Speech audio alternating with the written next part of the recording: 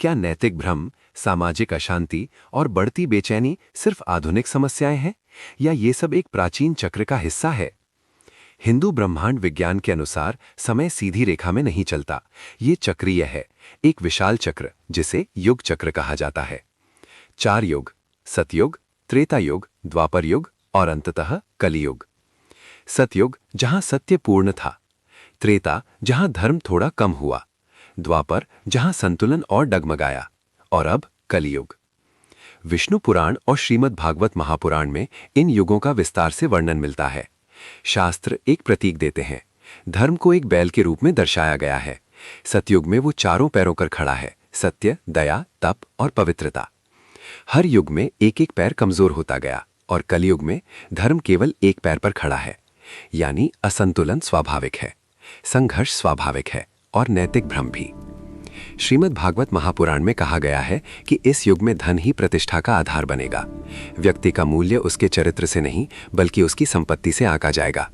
उसी ग्रंथ में संकेत है कि विवाह आकर्षण और सुविधा पर आधारित होंगे, त्याग और कर्तव्य पीछे छूट सकते हैं।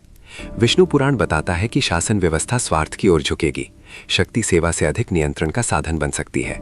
महाभारत में समय के पतन का वर्णन है, जब पुत्र माता पिता का सम्मान कम करेगा, जब गुरु का आदर घटेगा और जब न्याय सिद्धांत से नहीं शक्ति से तय होगा। लेकिन कलयुग की सबसे गहरी भविष्यवाणियां मनुष्य के भीतर झांकती हैं। ग्रंथ कहते हैं लोभ बढ़ेगा, ईमानदारी दुर्लभ होगी, हिंसा और असहिष्णुता सामान्य बन सकती हैं, मन चंचल और अशांत रहेगा। ये केवल व्यक्तिगत पतन नहीं, सामूहिक चेतना का परिवर्तन है। जब व्यक्ति भीतर से अस्थिर होता है तो समाज भी स्थिर नहीं रह सकता। शास्त्रों में संकेत मिलता है कि लोग धर्म का पालन दिखावे के लिए करेंगे। आध्यात्मिकता भी प्रदर्शन का माध्यम बन सकती है। ज्ञान की जगह वाद विवाद बढ़ सकते हैं और फिर सामाजिक संरचना डगमगाने लगती है। कल्कि पुराण वर्णन करता है कि जब अधर्म अपनी सीमा पार करेगा तो समाज में अव्यवस्था बढ़ेगी। कानून का भय रहेगा पर नैतिक सम्मान कम होगा। आज हम क्या देखते हैं? विश्व भर में बढ़ती सामाजिक अशांति, राजनीतिक ध्रुवीकरण, विचारधाराओं का टकराव, डिजिटल मंचों पर निरंतर संघर्ष। लोग पहले से अधिक जुड़े हुए हैं पर पहले से अधिक विभाजित भी। सूचना हर हाथ में है पर सत्य दुर्लभ होता जा रहा है। संपर्क बढ़ा है पर संबंध कमजोर हुए हैं। तकनीक तेज है पर मन बेचैन। क्या ये वही सूक्ष्म संकेत नहीं जिन्हें शास्त्रों ने प्रतीकों में व्यक्त किया था? पर कहानी यहीं समाप्त नहीं होती। कलयुग को केवल अंधकार का युग नहीं कहा गया, इसे एक अवसर भी बताया गया है।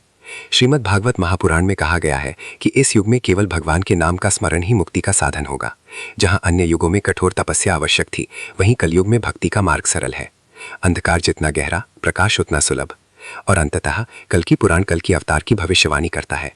जब अधर्म चरम पर पहुंचेगा तब संतुलन पुनः स्थापित होगा। हर चक्र समाप्त होता है, हर अंधकार के बाद प्रकाश आता है। शायद कलयुग दंड नहीं, दर्पण है।